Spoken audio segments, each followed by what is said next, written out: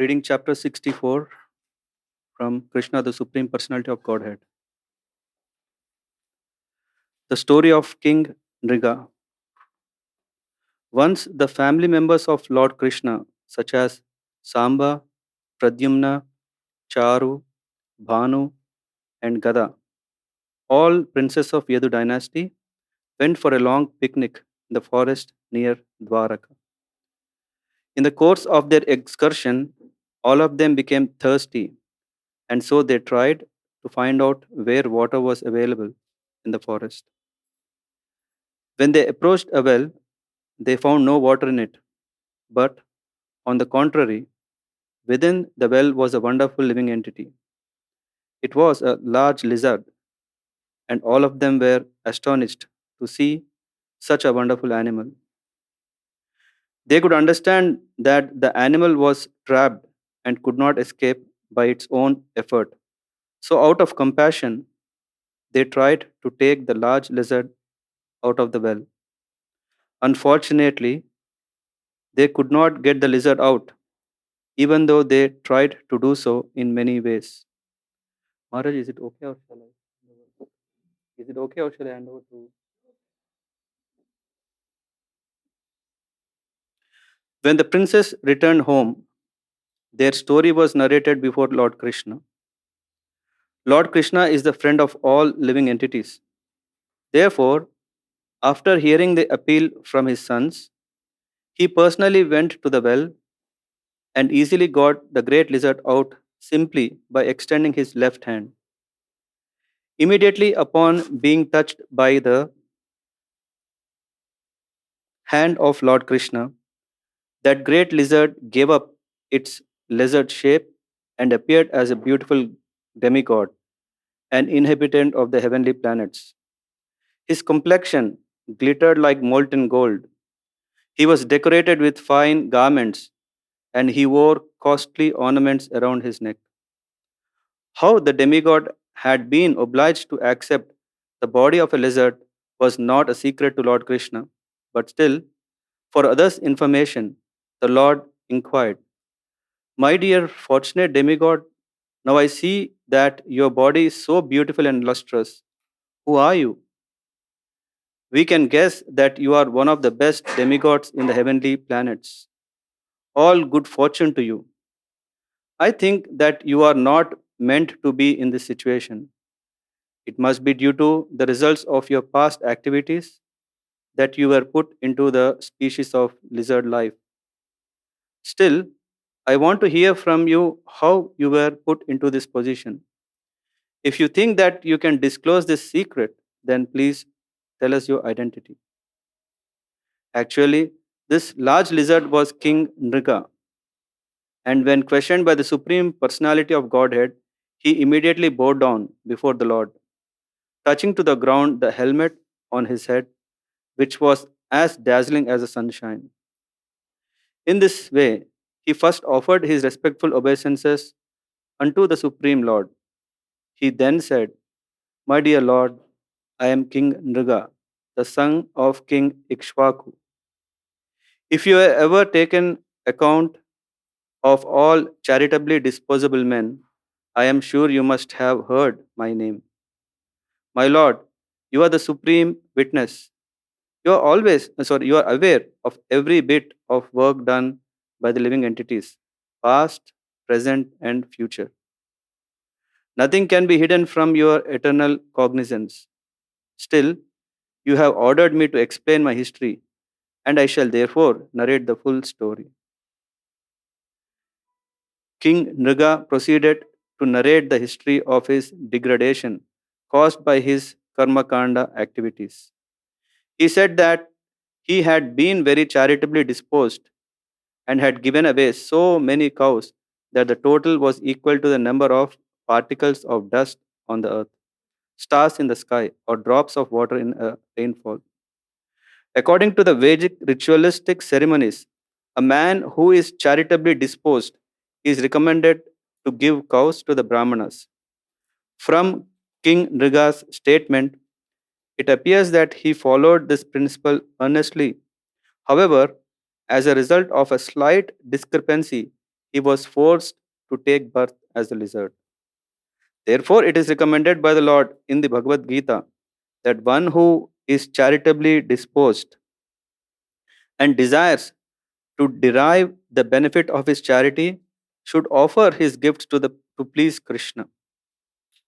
To give charity means to perform pious activities by which one may be elevated to the higher planetary systems, but promotion to the heavenly planets is no guarantee that one will never fall down. Rather, the example of King Nriga definitely proves that fruitive activities, even if very pious, cannot give us eternal blissful life.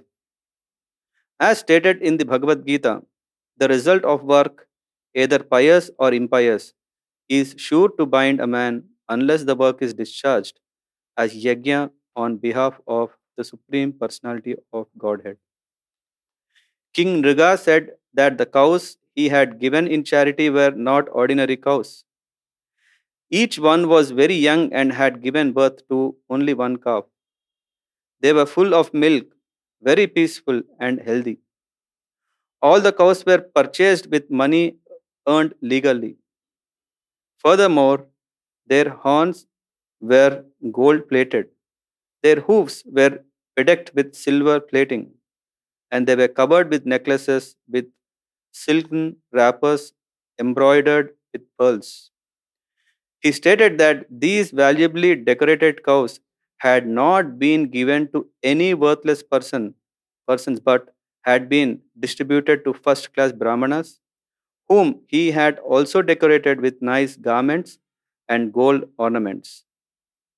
The brahmanas were well qualified, and since none of them were rich, their family members were always in want for the necessities of life. A real brahmana never hoards money for a luxurious life like the Kshatriyas or the Vaishyas, but always keeps himself poverty stricken, knowing that money diverts the mind to materialistic ways of life. To live in this way is the vow of a qualified Brahmana, and all of these Brahmanas were well situated in that exalted vow. They were well learned in Vedic knowledge. They executed the required austerities and penances in their lives and were liberal, meeting the standard of qualified Brahmanas. They were equally friendly to everyone. Above all, they were young and quite fit to act as qualified Brahmanas. Besides the cows, they were also given land, gold, houses, horses, and elephants. Those who were not married were given wives, maidservants, grain, silver utensils, garments, jewels, household furniture, chariots, etc. This charity was nicely performed as a sacrifice according to the Vedic rituals. The king also stated that not only had he bestowed gifts upon the Brahmanas, but he had performed other pious activities such as digging wells, planting trees on the roadside, and installing ponds along the highways. The king continued, in spite of all this, unfortunately, one of the Brahmanas, cow that I had given in charity, chanced to enter amongst my other cows. Not knowing this, I again gave it in charity to another Brahmana. As the cow was being taken away by this Brahmana, its former master claimed it as his own, stating, "This cow was formerly given to me. So how is it that you are taking it away?" Thus, there was arguing and fighting between the two Brahmanas, and they came before me and charged that I had taken back a cow I had previously given in charity. To give something to someone and then to take it back is considered a great sin, especially in dealing with a Brahmana. When both Brahmanas charged the king with the same complaint, he was simply puzzled as to how it had happened. Thereafter, with great humility, the king offered each of them 100,000 cows in exchange for the one cow that was causing the fight between them. He prayed to them that he was their servant and that there had been some mistake. Thus, in order to rectify it, he prayed that they be very kind upon him and accept his offer in exchange for the cow. The king fervently appealed to the Brahmana not to cause his downfall into hell because of this mistake. A Brahmana's poverty is called Brahmasva, and according to Manu's law, it cannot be acquired even by the government. Both Brahmanas, however, insisted that the cow was theirs and could not be taken back under any condition. Neither of them agreed to exchange it for the 100,000 cows. Thus, disagreeing with the king's proposal, the two Brahmanas left the place in anger, thinking that their lawful possession had been usurped. After this incident, when the time came for the king to give up his body, he was taken before Yamaraj, the superintendent of death, who asked him whether he first wanted to enjoy the results of his pious activities or suffer the results of his impious activities. Seeing that the king had executed so many pious activities and charities, Yamaraj also hinted that he did not know the limit of king's future enjoyment. In other words, there would be practically no end to the king's material happiness. But in spite of this hint, the king, bewildered, decided first to suffer the result of his impious activities and then to accept the results of his pious activities. Therefore, Yamaraj immediately turned him into lizard. King Nriga had remained in the wall as a big lizard, in the well as a big lizard for a very long time. He told Lord Krishna, in spite of being put into that degraded condition of life, I simply thought of you, my dear Lord, and my memory was never vanquished. It appears from these statements of King Riga that persons who follow the principles of fruitive activities and derive some material benefits are not very intelligent. Being given the choice by the superintendent of death, Yamaraj, King Nriga could have first accepted the result of his pious activities. Instead, he thought it better first to receive the efforts of his impious activities and then enjoy the effects of his pious activities without disturbance. On the whole, he had not developed Krishna consciousness. The Krishna conscious person develops love of God, Krishna, not love for pious or impious activities. Therefore, he is not subjected to the result of such action. As stated in the Brahma Samhita, a devotee, by the grace of Lord, is not subjected to the reactions of fruitive activities. Somehow or other, as a result of his pious activities, King Nriga had aspired to see the Lord. He continued, my dear Lord, I had a great desire that someday I might be able to see you personally. I think that this great desire to see you, combined with my tendency to perform ritualistic and charitable activities, has enabled me to retain the memory of who I was in my former life, even though I became a lizard. From a person who remembers, such a person who remembers his past life is called Jati Smara. In modern times, also, there are instances of small children recalling many details of their past lives. My dear Lord, you are the super soul seated in everyone's heart. There are many great mystic yogis who have the eyes to see you through the Vedas and Upanishads. To achieve the elevated position of realizing that they are equal in quality with you, they always meditate on you within their hearts. But although such exalted saintly persons may see you constantly within their hearts, they still cannot see you face to face. Therefore, I am very much surprised that I am able to see you personally. I know that I was engaged in so many activities, especially as a king. Although I was in the midst of luxury and opulence, and was subject to so much of the happiness and misery of material existence, I am so fortunate to be seeing you personally. As far as I know, when one becomes liberated from the material existence, he can see you in this way.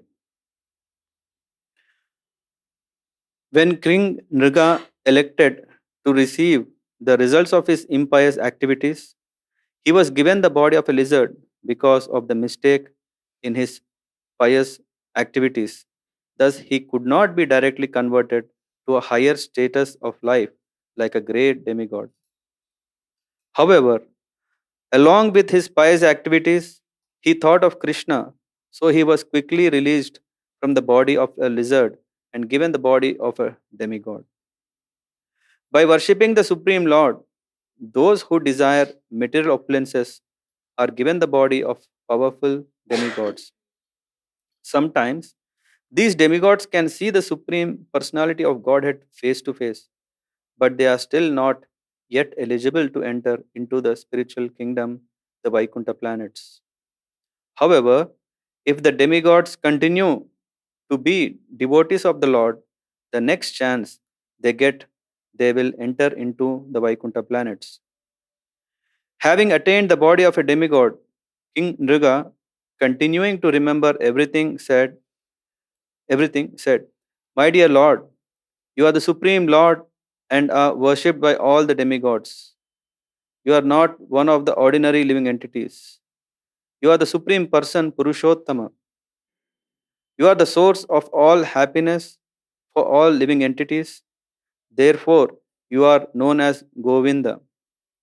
You are the Lord of those living entities who have accepted material entities who have not accepted material bodies are those who hover in the material world as evil spirits or live in the ghostly atmosphere. However, those who live in the spiritual kingdom, the Vaikuntha Lokas, have bodies not made of material elements. You, my Lord, are infallible. You are the supreme, the purest of all living entities. You live in everyone's heart. You are the shelter of all living entities, Narayana. Being seated in the heart of all living beings, you are the supreme director of everyone's sensual activities. Therefore, you are called Rishikesha. My dear Supreme Lord Krishna, because you have given me this body of a demigod, I will have to go to some heavenly planet. So I am taking this opportunity to beg for your mercy. I pray that I may have the benediction of never forgetting your lotus feet, no matter to which form of life or planet I may be transferred. You are all pervading, present everywhere as cause and effect. You are the cause of all causes, and your power is unlimited. You are the absolute truth, the supreme personality of Godhead, and the supreme Brahman. I therefore offer my respectful obeisances unto you again and again. My dear Lord, your body is full of transcendental bliss and knowledge, and you are eternal. You are the master of all mystic powers. Therefore, you are known as Yogeshwara. Kindly accept me as an insignificant particle of dust at your lotus feet. Before entering the heavenly planets, King Nriga circumambulated the Lord, touched his helmet to the Lord's lotus feet, and bowed before him. Seeing the airplane from the heavenly planets present before him, he was given permission by the Lord to board it. After the departure of King Nriga, Lord Krishna expressed his appreciation for the king's devotion to the Brahmanas as well as his charitable disposition and his performance of Vedic rituals. Therefore, it is recommended that if one cannot directly become a devotee of the Lord, one should follow the Vedic principles of life. This will enable him one day to see the Lord by being promoted either directly to the spiritual kingdom or indirectly to the heavenly kingdom, where he has hope of being transferred to the spiritual planets. At this time, Lord Krishna was present among his relatives who were members of the Kshatriya class. To teach them through the exemplary character of King Nriga, he said, even a Kshatriya king may be as powerful as fire. It is not possible for him to usurp the property of a Brahmana and utilize it for his own purpose. If this is so, how can ordinary kings who falsely think themselves the most powerful beings within the material world usurp a Brahmana's property? I do not think that taking poison is as dangerous as taking a Brahmana's property. For ordinary poison, there is treatment. One can be relieved from its effects, but if one drinks the poison of taking a Brahmana's property, there is no remedy for the mistake. The perfect example is King Nriga. He was very powerful and very pious, but due to the small mistake of unknowingly usurping a Brahmana's cow, he was condemned to the abominable life of a lizard. Ordinary poison affects only those who drink it, and ordinary fire can be extinguished simply by pouring water on it. But the Arani fire, ignited by the spiritual potency of a Brahmana who is dissatisfied, can burn to ashes the whole family of a person who provokes such a Brahmana. Formerly, the Brahmanas used to ignite the fire of sacrifice not with matches or any other external fire, but with their powerful mantras called Arani. If someone even touches a Brahmana's property, his family is ruined for 3 generations. However, if a Brahmana's property is forcibly taken away, the taker's family for 10 generations before him and 10 generations after will be subject to ruination. On the other hand, if someone becomes a pure Vaishnava or devotee of the Lord, 10 generations of his family before his birth and 10 generations after will be liberated. Lord Krishna continued, if some foolish king who is puffed up by his wealth, prestige, and power wants to usurp a Brahmana's property, he should be understood to be clearing his path to hell. He does not know how much he has to suffer for such an unwise act. If someone takes away the property of a very liberal Brahmana who is encumbered by a large dependent family, then such a usurper is put into the hell known as Kumbi Paka. Not only is he put into this hell, but his family members also have to accept such a miserable condition of life. A person who takes away a Brahmana's property, whether it was originally given by him or by someone else, is condemned to live for at least 60,000 years as a miserable insect in stool. Therefore, I instruct you, all my boys and relatives present here, do not even by mistake take the possession of Brahmana and thereby pollute your whole family. If someone even wishes to possess such property, let alone attempts to take it away by force, the duration of his life will be reduced. He will be defeated by his enemies, and after being bereft of his royal position, when he gives up his body, he will become a serpent, giving trouble to all other living entities. My dear boys and relatives, I therefore advise you that even if a Brahmana becomes angry with you and calls you by ill names or curses you, still you should not retaliate. On the contrary, you should smile, tolerate him, and offer your respects to the Brahmana. You know very well that even I myself offer my obeisances to the Brahmanas with great respect 3 times daily. You should therefore follow my instruction and example. I shall not forgive anyone who does not follow them, and I shall punish him. You should learn from the example of King Nriga that even if someone unknowingly usurps the property of a Brahmana, he is put into a miserable condition of life. Thus, Lord Krishna, who is always engaged in purifying the conditioned living entities, gave instruction not only to his family members and the inhabitants of Dwaraka, but to all the members of human society. After this, the Lord entered his palace. Thus ends the Bhaktivedanta purport of the 64th chapter of Krishna, the story of King Nraga. Hare Krishna. Thank you.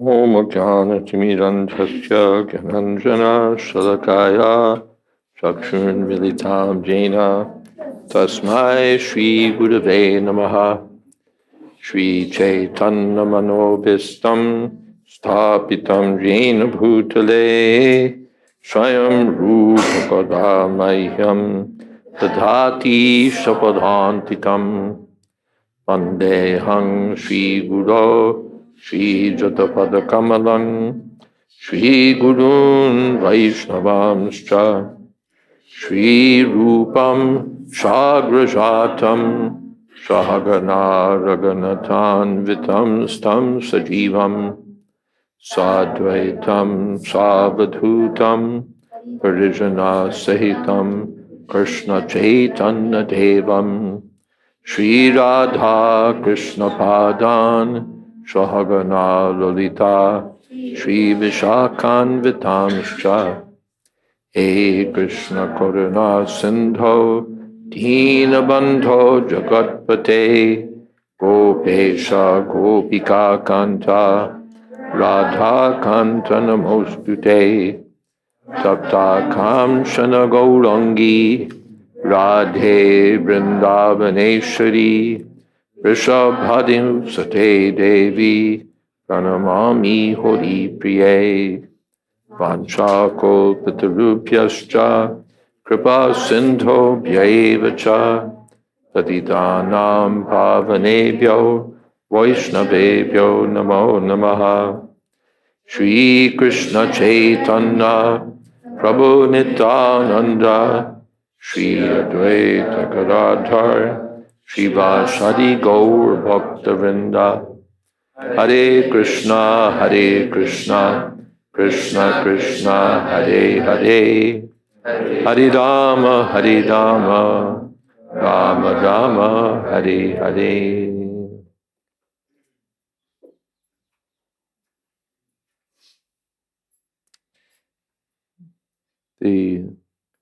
Who's read this pastime in Prabhupada Lilamrita? You don't remember? Okay, I'll tell about it at the end. The sons of Lord Krishna went on a picnic and they discovered this lizard in a well. They weren't able to rescue it, so when they met Krishna again, they told him, and he came and just extended his hand, and as soon as he touched the lizard came out of the well and turned into a beautiful demigod. So the Lord, although he knew everything, asked, Sir, how is it that you became a lizard? And the demigod explained that he'd been a king named Nrga, and he'd given charity, but in fact, so much charity that the total, he'd given so many cows that was equal to the number of particles of dust on the earth, number of stars in the sky, or drops of water in rainfall. Unlimited charity. But one time, he gave a cow twice, and the second and first recipient argued over the ownership of the cow. King tried to pacify them by offering 100,000 cows. Neither would take the offer. So this discrepancy remained on his record. So then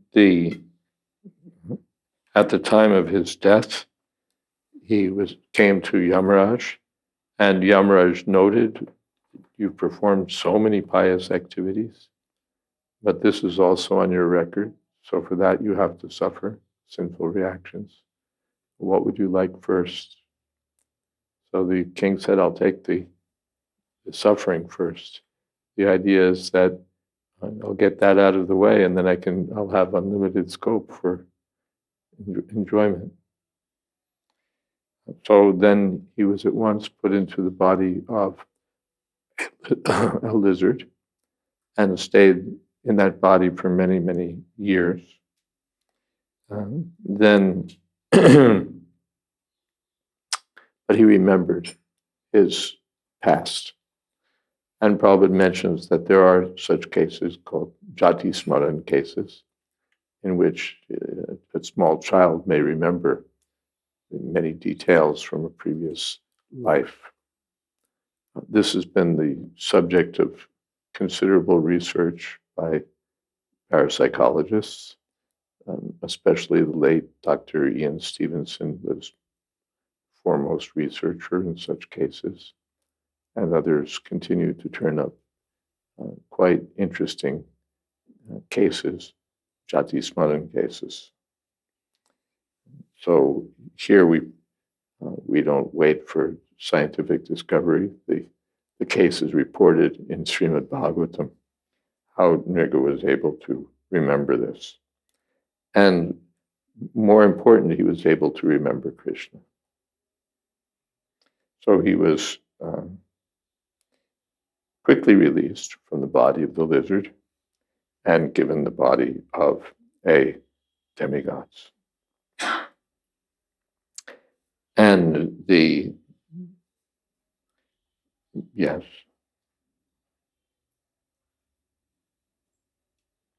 So then the Nriga glorified the Lord and with prayers, and then begged the Lord's leave to return to the heavenly planets. And Krishna took the opportunity to instruct his sons that one should never usurp the property of a Brahmin. If one does so, it's like taking the worst kind of poison, and so many reactions will be there. And Krishna himself, I myself, offer my obeisances to the Brahmins 3 times daily. So you should always honor the Brahmins and never take their property. The incident that's told in Prabhupada Lilamrita is instructive and humorous also. Satsrup Maharaj tells how, while serving as Srila Prabhupada's secretary, he had so many duties. And one was to deal with various things that people gave Prabhupada. They'd give a sweater, they'd give socks, they'd give this, they'd give that, so many things. So I think they were here in Vrindavan, in fact, at the time. I may be wrong. Anyway, Prabhupada was given, among other things, a lot of socks at the time, more socks than could use. And Satsrup Maharaj, I think, didn't have socks or was short of socks. And he thought, well, these are surplus. There's so many here that it's surplus. And he took 1 pair of socks for his own needs. And then that night, maybe, Prabhupada called him in late at night and said, I want you to take a letter. I want to dictate a letter to you. And he dictated a letter to one gentleman and told of this story.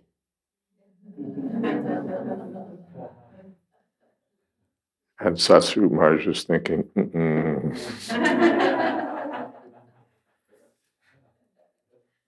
Prabhupada has, he sees everything, he knows everything. So he was feeling very guilty that taking these socks that belonged to Prabhupada.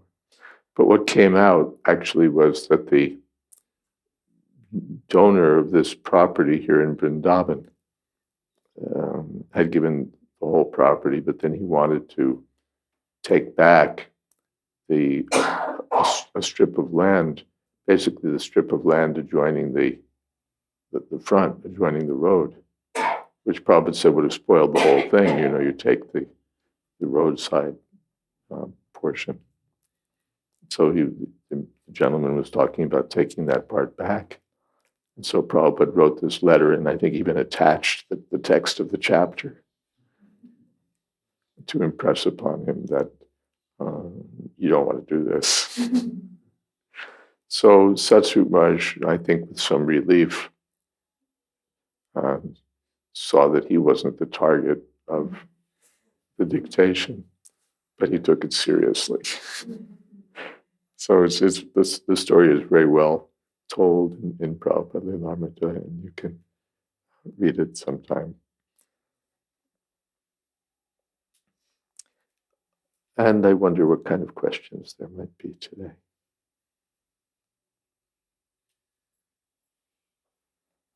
And I see some new faces. We invite questions, any questions or comments you might have about the chapter especially. And if there are questions not related to the chapter, we usually take those after we take the chapter questions, if there's time left. Yes. Hare Krishna. An announcement. Yeah. Whoever would like to ask questions, if you can be more slow, clear, that would help. Oh, yeah, thank you. Among other confessions, I have about a 35% hearing loss. So it helps me if you speak slowly and clearly and into the microphone. That said, our acoustics here are much better than in the meeting hall. So I think we did pretty well last night by comparison. Thank you for remembering. Hare Krishna.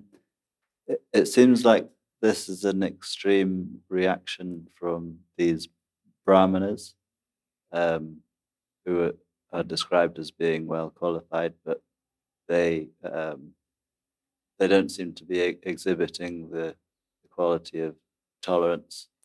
Yeah, they weren't tolerant. The Brahmins were, they fought, they were unforgiving. Kshama is the quality of the Kshama, Samadama Tapa Socham. And Kshama, forgiveness, is a Brahminical quality, but they didn't forgive and they were fighting. So even among the Brahmins, there may be some discrepancy. And also we take it as Krishna's, the arrangement of Krishna's instructive energies. Is that okay?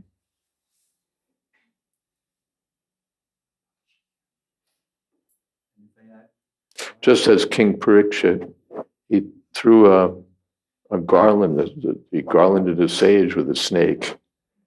He was a very cultured person, devotee. That was totally uncharacteristic of him. But by the pastime energy of the Lord, he was impelled to do that so that we could hear Srimad Bhagavatam. Yes. On the topic of reward and punishment, you said a few classes ago that ignorance is not a license to break the law. A license to? Break the law. Break the law. Yeah. Yes. I was wondering how that works. For instance, if we're doing devotional service, unknowingly and unintentionally we make some offenses. Not because we want to, but it happens. Yeah, ignorance is not an excuse to break the law. So the idea is that a devotee shouldn't think that, ignorance is no excuse to break it. Yeah, that's phrased, and it's not that, ignorance doesn't get us excused for breaking the law. Yeah, okay. Yes, of course, devotees get leniency from Krishna because they're devotees. But we shouldn't take advantage of that. Otherwise, we become offenders. I'm a devotee. That's called namnad baladyasyahi papa buddhi, committing sinful activities on the strength of the holy name. So we shouldn't do that. But if by chance, by ignorance, a devotee commits some mistake, then Krishna very easily forgives that. Does that answer your question? Okay.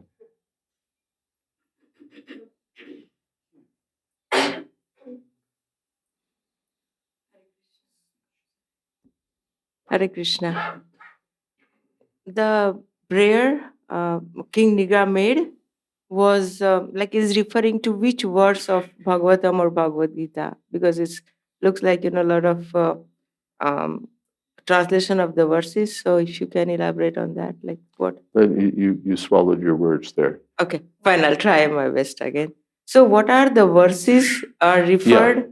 The Prabhupada's, of course, throughout the Krishna book, he's basically translating the Bhagavatam verses one after another, but inserting purports here and there and citing different verses from Bhagavad-Gita especially. I saw, if I remember, Shubha Shubha Palayarevam Mokshase Karma Bandhane. By doing everything for the sake of the personality of Godhead, one will be freed from Shubha and Ashubha, the results of both pious and impious activities. We'd all like to be freed from the results of our impious activities, and maybe we'd like to hold on to the results of our pious activities. But Krishna says, no, that's also a source of bondage. That's also a source of bondage. So by devotional service, one becomes freed from the results of impious and pious activities. Kaviraj Goswami, Advaite Bhadra Bhadra Gyan, A Manodharma, A Baloe Manda E Shabdam. That this is good, this is bad. In the material world, it's all bad. The pious and impious are both impious. It's just when it's more impious, it's called impious.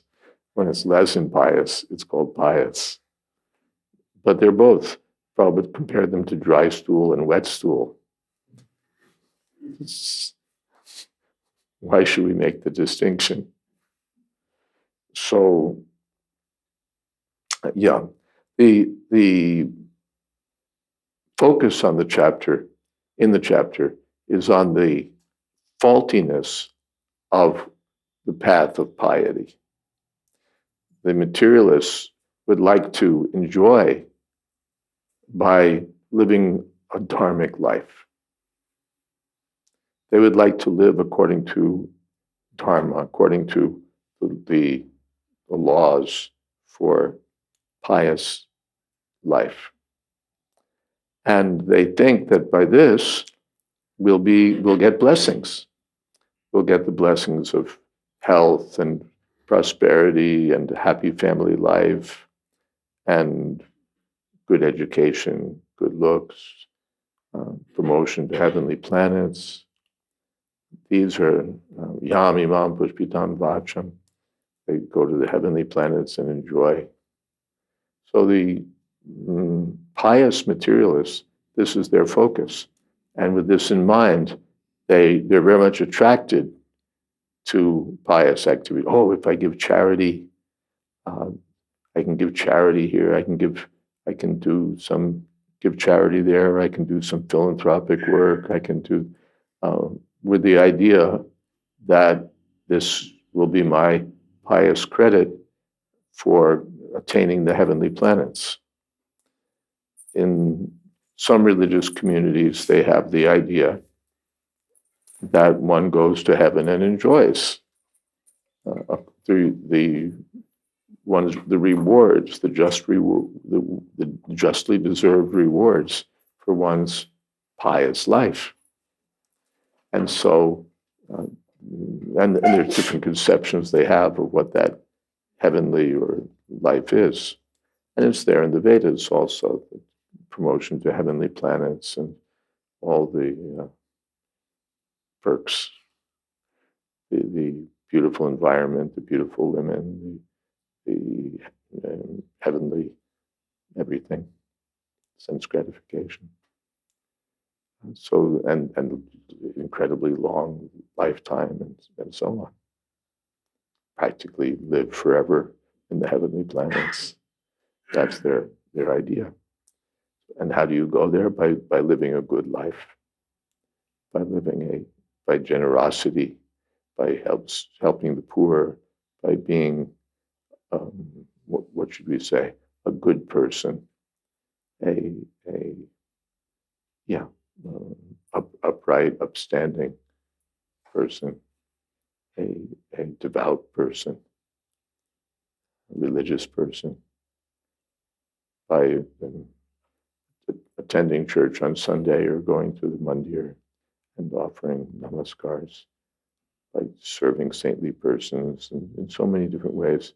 You can get all this pious credit by going to the Kumbh Mela, by observing Ekadasi, by performing various kinds of yagyas, by going on tirtha yatras, pilgrimage, by yagyas, did we mention? By performing yagyas, by undergoing austerities, fasting on different days, worshiping different demigods. By all these pious activities, one can be promoted to the heavenly kingdom. So they think this is very good. But here it's pointed out that just a little discrepancy can ruin the whole thing. Just by a slight discrepancy, this pious, ultra-pious King Nirga was degraded to the life of a lizard. That's the way of pious activities, full of discrepancies. And apart from that, Kshine Punye Martya Lokam Vishanti. We get to enjoy the results of our pious activities, and those results get used up, and we're back where we started again. It doesn't solve the problem of repeated birth and death. It doesn't really solve the ultimate problems of life. So therefore, this pious life is kicked out in Srimad Bhagavatam, Dharma Prochita Kaita Bocha. It's called cheating religion. Make sure he gets some prasadam before he goes. Thank you for coming. Hare Krishna. And there'll be some prasadam for you before you go. It's at the door. Okay.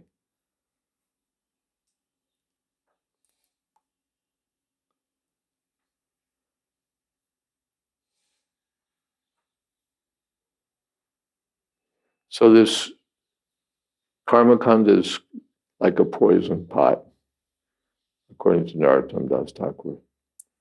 Karma kanda, jnana kanda, kevala vishaya bandha. Just like a pot of poisons.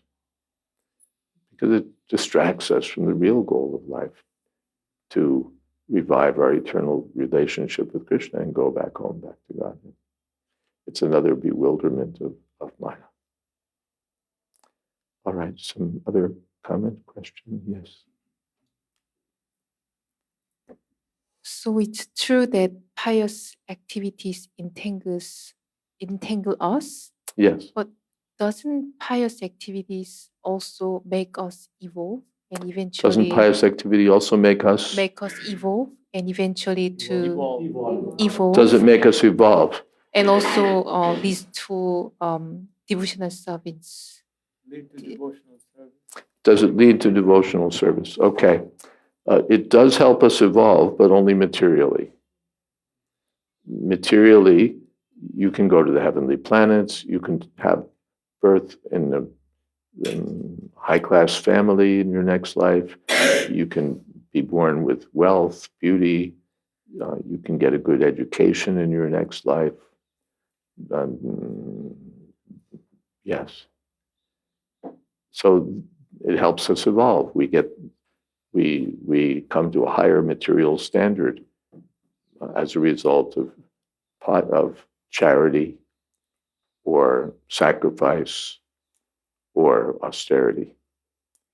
But that material evolution leads nowhere.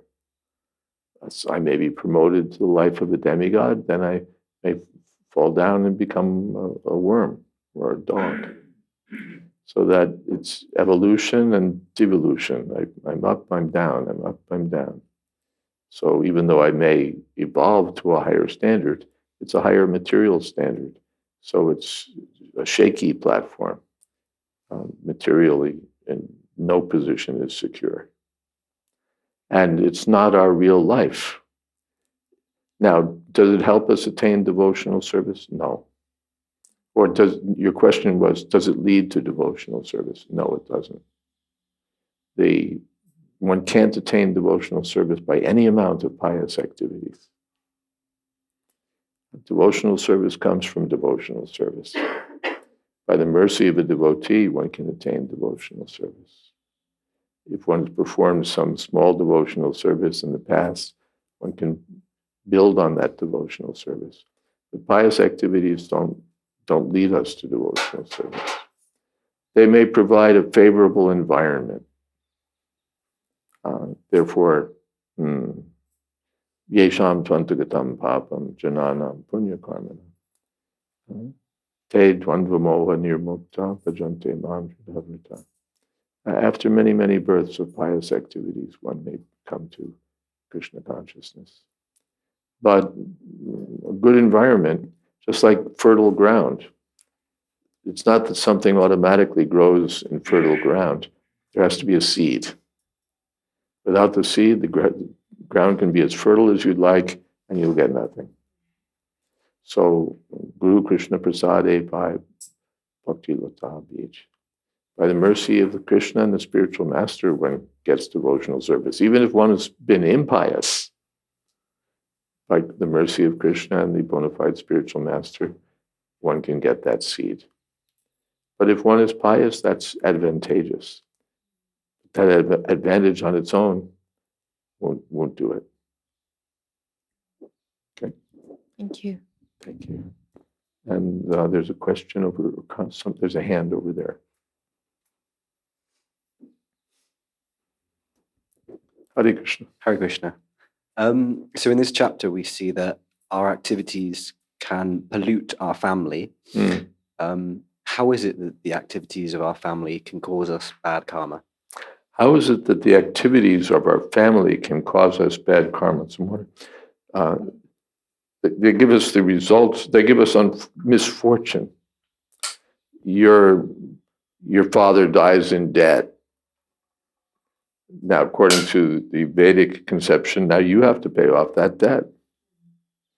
He goes bankrupt, and the bank takes back your house.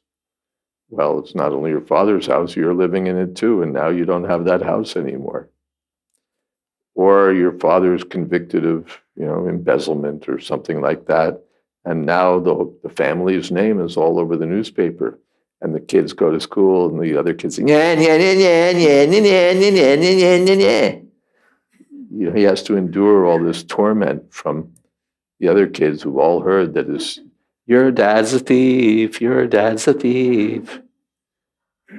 It's painful for them.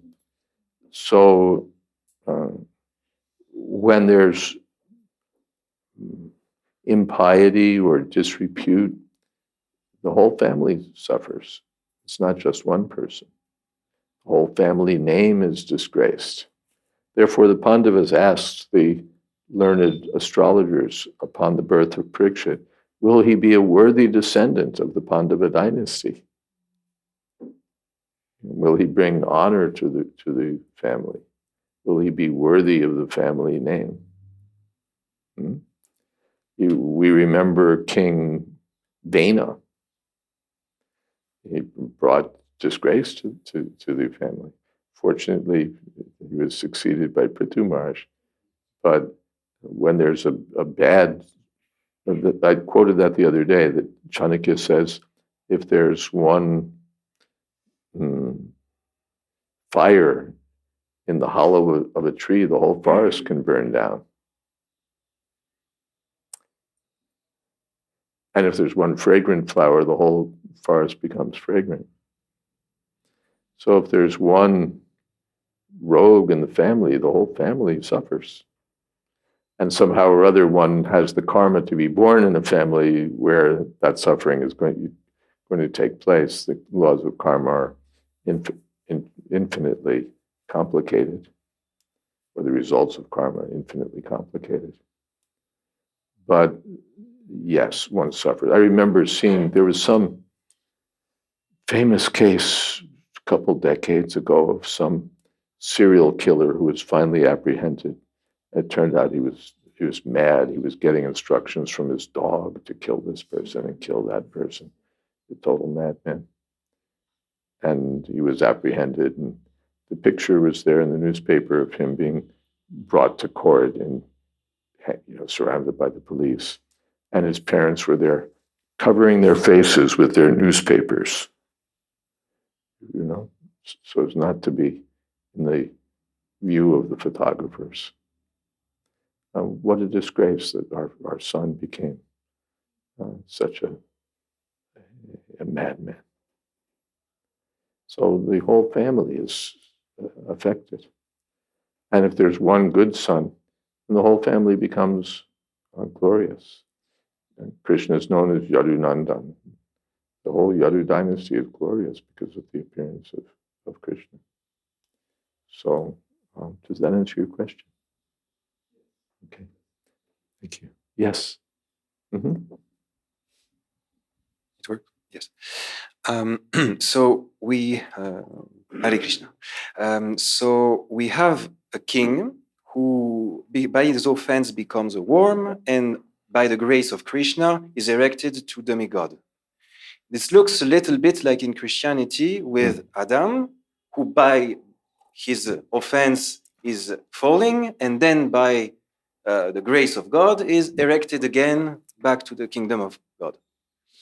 My question is not on the connection between these thinking, it's more, is it necessary to fall in order to reach God? Or can we go from, let's say, Adam, king, like a high perspective and go to God? Do we have to fall? Is it necessary to fall in order to reach God?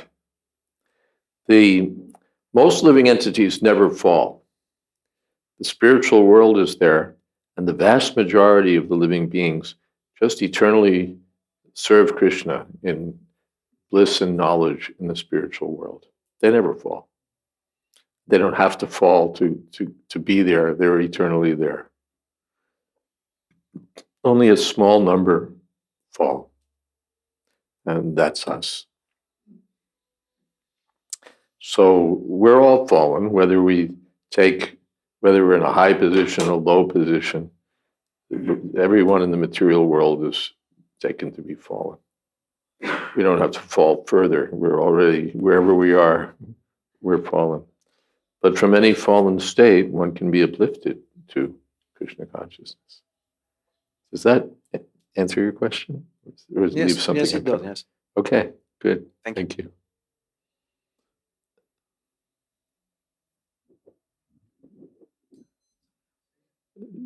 Yes, on this side.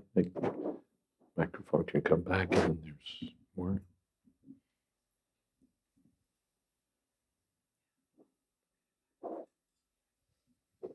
Hare Krishna Maharaj. Hare Krishna. Maybe this point may not be the main theme of the story, but I have a question as we are discussing about pious and impious activities. There is also a process called prayashchitta, atonement. So if king has committed such a brahmaswara, when he knows his ministers who could be brahmanas could have helped him, because in karma we have this one plus minus is not zero, but it's still plus and minus. But there is this shortcut or option of prayashchitta. So what about prayashchitta? Prayashchitta means atonement. I did something. I know I did it. I know it was wrong. And I want to get freed from the reaction to that sinful activity or that karma. So I say, all right, I can perform XYZ atonement. And the Brahmins, the learned sages, will prescribe a particular kind of atonement in accordance with the severity of the offense. You did a small thing, it's like in Christianity, they say, chant 3 Hail Marys and 5 Our Fathers or something. And in the Vedic system, there are various things that you can do. Now you have to give more charity, or you have to perform some penance, or you have to do something. And if it's very severe, it can be, in the severest cases, it's drink hot ghee, the boiling ghee, that means die, commit suicide. So in the severest cases. So prayaschitta. The idea is that this karma kanda, or this path of pious activities, I think you rightly compared it to sort of a balance sheet. In financial terms, we say, okay, we got income of 10 lakhs, but then we lost 5 lakhs this way, but we got 3 lakhs this way, but now, again, we're down 2 lakhs because of a loss here, a loss there. So you want to keep the balance sheet, first of all, at least in the positive direction, and ideally you'd like to have great profit. And that's our karma kanda path. We know we've done some sinful things, so we want to cancel out the loss, the debit, and we want to do pious things, first of all, to cancel that debit, and second of all, to bring up our profit. And so, okay, I'll do this, and I'll do this, and I'll go to the Kumbh Mela, and I'll go on pilgrimage, and I'll give charity to the Brahmins, and I'll I'll dig wells on this for the poor. I'll plant trees to give shade on the side of the road. I'll do all sorts of pious things. I'll give cows in charity. And that's pointed out here, that we do all that, but then something comes from an unseen direction, and all of a sudden your balance sheet goes to hell. It's like business, you do everything right, and then something happens. Market situation changes, there's a bad investment someplace, or you get hit with a legal case or whatever it is, and all of a sudden your profit disappeared and you're in loss and you're struggling. Even Srila Prabhupada had his chemical business in his householder life, and he was prosperous and everything, but then something happened and he was in reverses. So that's the nature of business, and it's the nature of the path of pious activities. It goes up and down. So yes, we can perform prayaschitta, but we're still in this process of sort of trying to keep a positive balance, a positive to keep our numbers up in the business. And it's we're juggling and we're struggling, and at any moment something can hit us and spoil all that work. And at the end, what do you get? You get a positive bank balance. You get, all right, now I have to enjoy. Otherwise, what's the use of having a profit? So then you start enjoying. You say, okay, I've got 10 lakhs rupees I can enjoy, but every day now you're spending. And then that gets rid of your balance. So that by immense pious activities, I go to the heavenly planets, and there I get this incredible level of enjoyment, the Nandakanana gardens and somaras to drink, and beautiful girls to go to the beach with, all of these wonderful things. But I'm using up, everything's a debit. So I'm using up my pious credit, and then kshine punya marchalokam vishanti. When my credit is gone, I come back here. Gatagatam kama kama labante. So I go up, I come back, I go up, I come back, and therefore I'm going nowhere, really. And it may be that for 10,000 years or 100,000, I'm in the higher planets, but then I come back down. So what was the use? Mm-hmm. So therefore, it's described as a kind of bewilderment. The path of pious activities is for the avipaschit, those who are childish. And those who are childish take to this path of material enjoyment and pious activities. And we sort of talk about it, but for those who are devotees, sometimes we don't realize how stuck people are in this. Maybe because we came from an impious background, some of us, like me, we didn't care about pious activities. It wasn't what we did. We were just happy to be enjoying all the benefits of life in America in the 20th century, or whatever. But there are people who are seriously pious. If they think, just like here in India especially, it's a pious place. People go through so much trouble to go to the Kumbh Mela and camp out there in the coldest month of the year and bathe in the freezing waters of the Ganga and Haridwar. They undergo serious austerity for the sake of, because they think this is pious. And they meet a saintly person and they want to feed the saintly person. They want to touch the feet of the saintly person. They want to visit temples. But what is their aim? To get some material credit, basically to up their score in the game of karma. So they touch the feet of a saintly person and they pray that their family will be healthy, or they pray that Swamiji, that I've started a business. If my business can be successful by your mercy. Yeah, really, they've heard that by these pious activities they can get all these results. Even we'll read in Shastra what they call the Shruti Phal.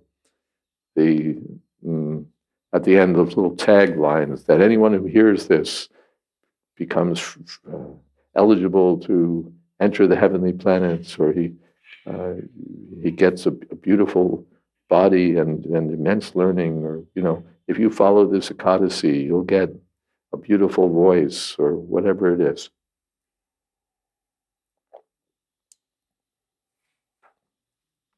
So people do it. They dedicate them. They seriously do these pious things to get these results. So therefore, they're described as kami, still infected by material desires. Although it's pious, it's still material, and therefore it's not only of no use, but it's a disease of the soul.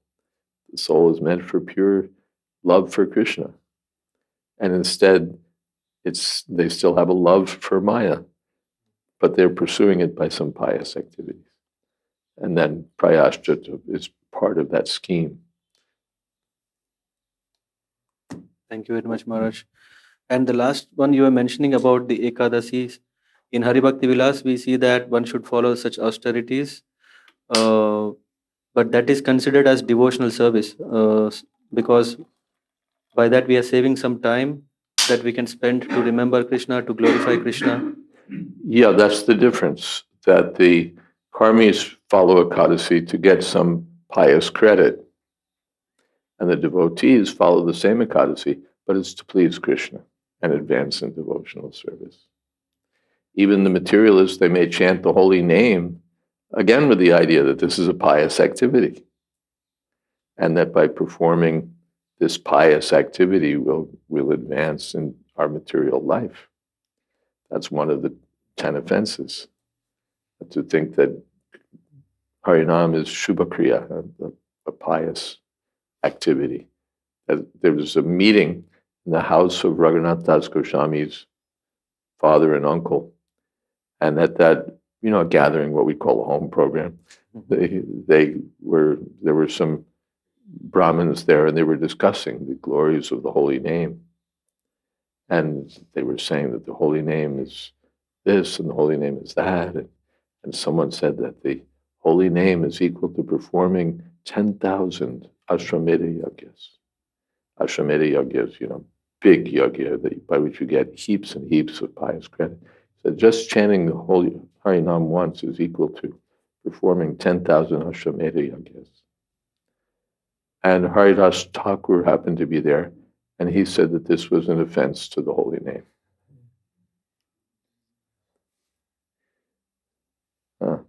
Yeah.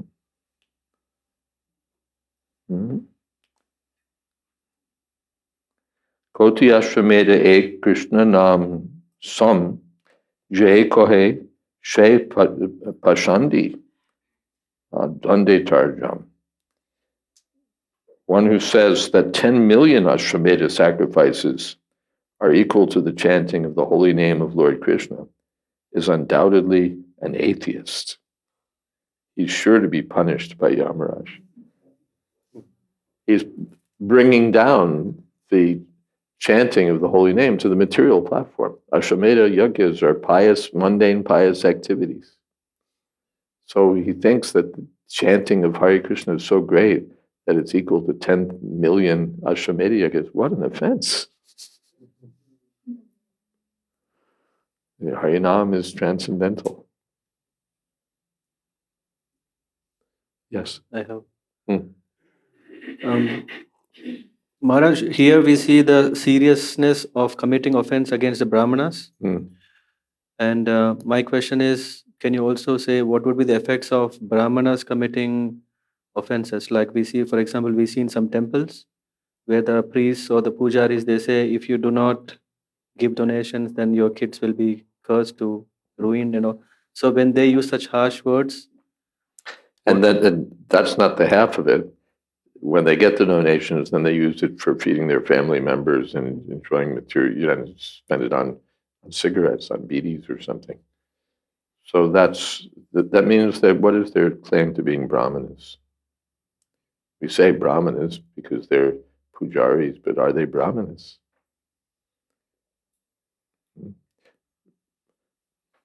So that's one thing. Brahmana means by qualification. Not that just you're dressed as a pujari and therefore you're a Brahmana. And it's like business. That's not very good. So these things have to be, I'm not the judge, Yamaraj is the judge. But these things to use, Srila Bhaktisiddhanta Saraswati Thakur said that using the deity as a means of livelihood, it's like using a shalagram to crack nuts. The shalagram is the sacred stone, identified with the Lord himself, to use that as a nutcracker. So those who are using the deity as a means of livelihood are offending. But they come at least under the level of Brahma Bandhus, not Brahmanas, or even not that? Well, Brahma Bandhu isn't much of a credit. A friend of a Brahmin, like a friend of a high court judge, doesn't get you to sit on the bench.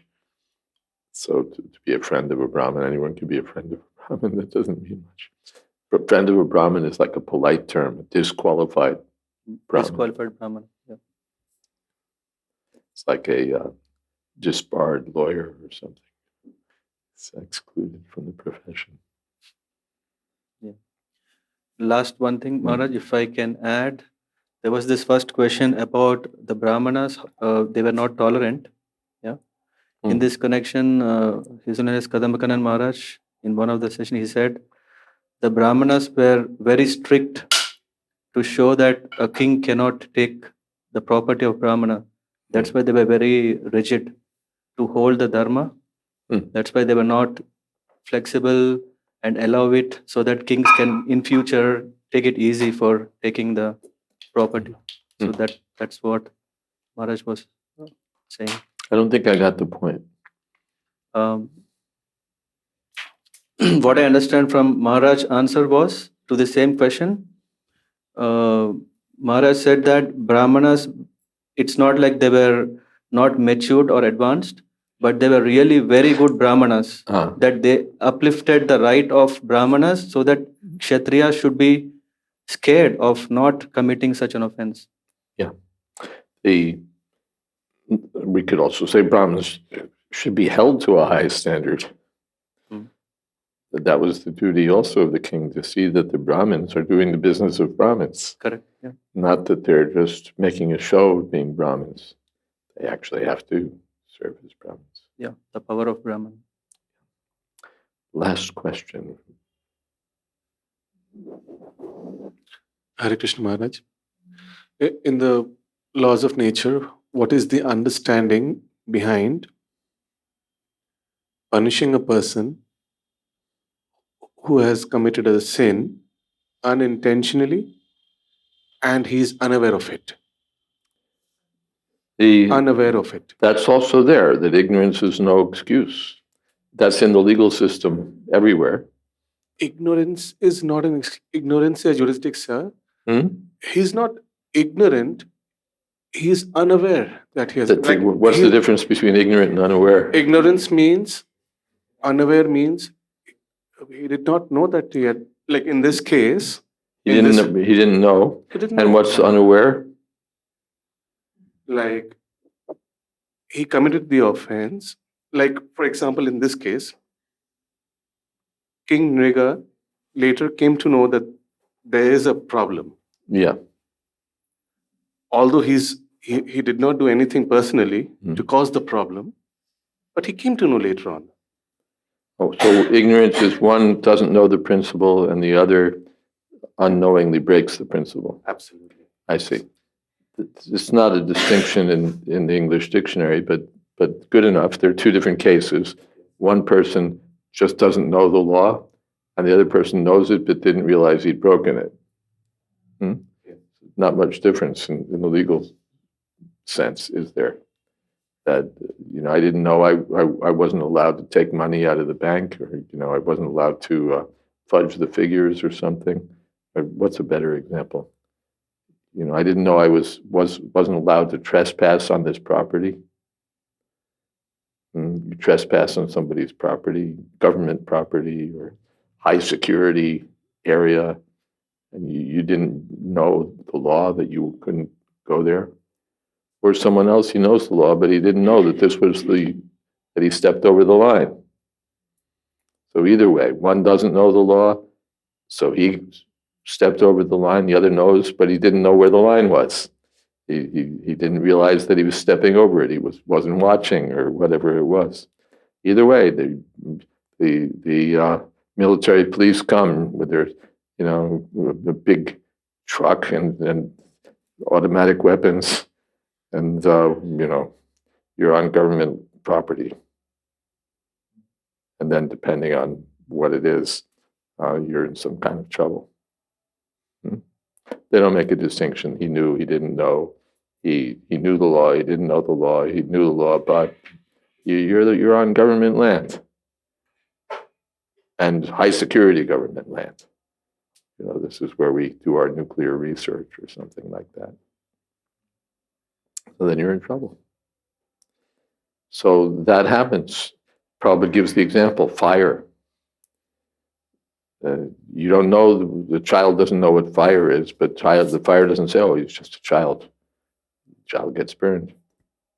And another child, he knows what fire is, but still, somehow or other, he was negligent, he was inattentive. Still, the fire doesn't say, well, he was just inattentive. He knew. Either way. So this is, and someone says, well, this is too harsh, this is unfair. That's the material world. It's, as we say in America, it's a bitch. It's just awful. It's just awful. Material life, at every step, padam, padam, yadvi, padam. At every step, there's danger. You can break this law, you can break that law. You're doing all this pious stuff, and your cow wanders back into the herd, and you get cursed. Or, anything happens. So many different things can happen at any point. We do something that we didn't know. I didn't intend it. I didn't realize. I didn't know that this was, the person I was insulting was a member of Congress, and now I've committed a federal offense, or whatever it is. There's something ready to catch us at any moment. I didn't know that she was married.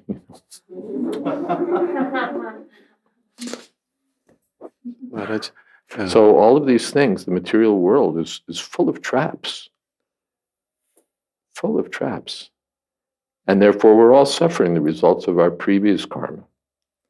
We have so many difficulties with the body, with the mind, with other living entities, with too much heat, too much cold, with birth and death.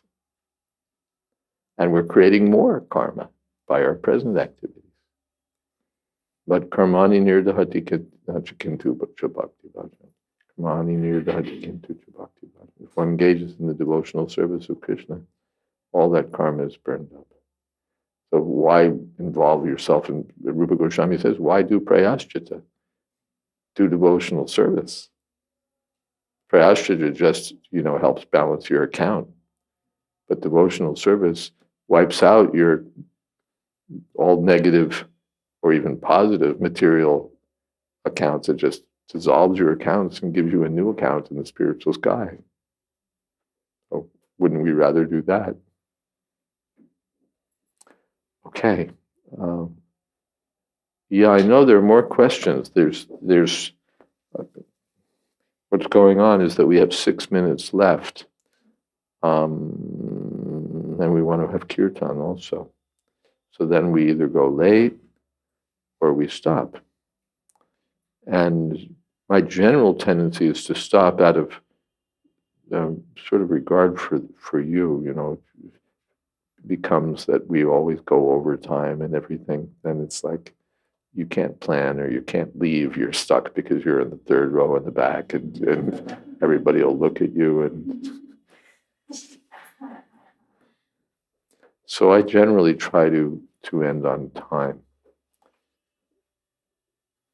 And then we just keep meeting every day. So there's always more time for questions the next day. So, and we look for questions about the chapter, but questions about the previous chapter are also legal. So if you have questions tomorrow about today's chapter, we can take it then. Okay, then that helps you plan your life. You know that if you come here at 5, by 6:30, pretty much you're released and you can go home. One can also do it the other way, and as long as we're enjoying Krishna Katha, we go on and on. Some of my godbrothers take that approach, and that's also transcendental. But I tend to be more sticking by the law, unless we get on a really good topic and we're going a little over time. Okay. So who would like to do kirtan today? Yeah, are you on for today? Okay.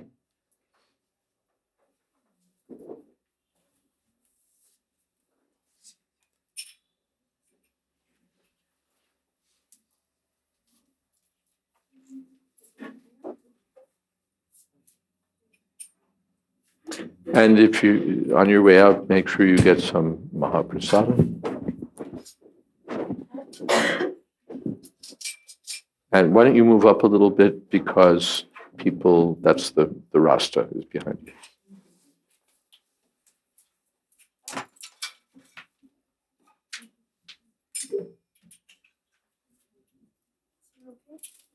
Yeah, now you're good. There's a little road behind you. But we want to move up a little bit more in my direction.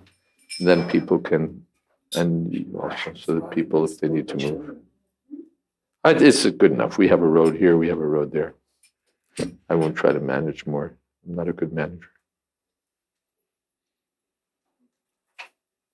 Hare Krishna, Hare Krishna, Krishna Krishna, Hare Hare, Hare Rama, Hare Rama, Rama Rama, Hare Hare.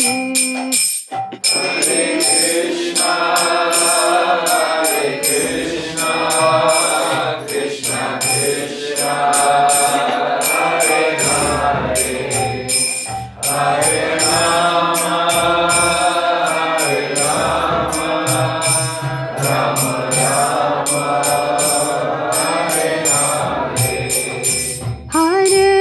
Krishna, Hare Krishna, Krishna Krishna, Hare Hare, Hare Rama, Hare Rama, Rama Rama, Hare Hare.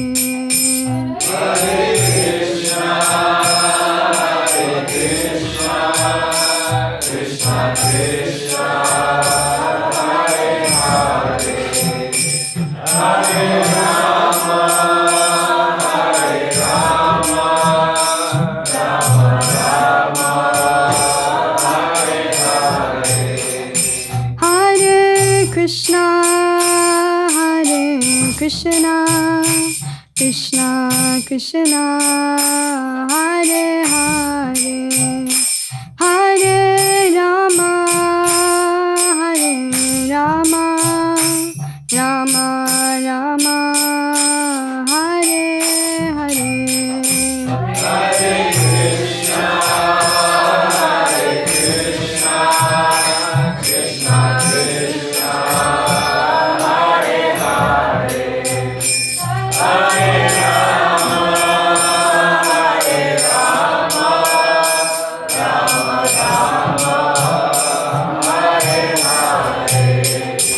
Hare Krishna, Hare Krishna, Krishna Krishna, Hare Hare, Hare Rama, Hare Rama, Rama Rama, Hare Hare.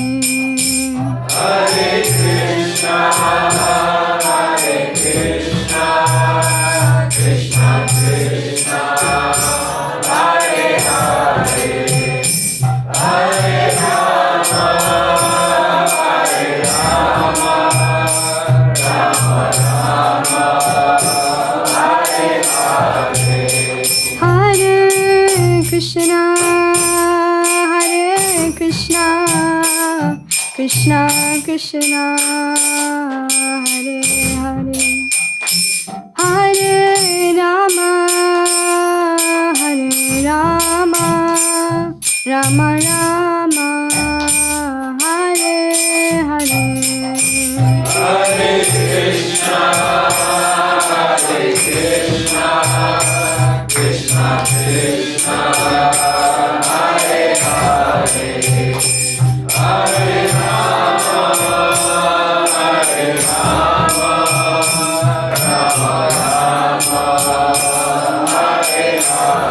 Jaya Jaya Prabhupada, Prabhupada, Prabhupada, Jaya Jaya Prabhupada. Jaya Jaya Prabhupada, Prabhupada, Prabhupada, Jaya Jaya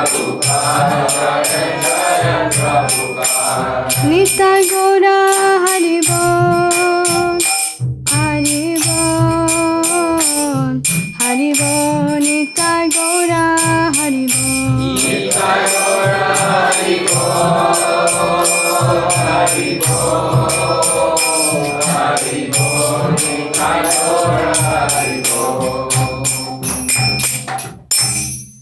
Jai Om Vishnupad Purnamansa Paripradhyakacharya Ashtottara Sri Srimad A.C. Bhakti Vedanta Swami Maharaj Prabhupada Ki Jai, Ananta Koti Vaishnavrinda Ki Jai, Namacharya Sri Haridas Thakur Ki Jai, Prem Sakaho Shri Krishna Chaitanya Prabhu Nityananda, Shri Advaita Gadadhar Shivasadi Gaur Bhaktivinoda Ki Jai, Sri Sri Radha Krishna Gopinath Sham Kun Radha Kun Giri Govardhan Ki Jai, Vrindavan Dham Ki Jai, Navadip Dham Ki Jai, Jagannath Puri Ki Jai, Gangamai Ki Jai, Jamanamai Ki Jai, Tulsi Devi Ki Jai, Bhakti Devi Ki Jai, Samaveta Bhaktivinoda Ki Jai. All glories to the assembled devotees. All glories to the assembled devotees. All glories to the assembled devotees. Gaur Premanande. Hari Hari Gaur.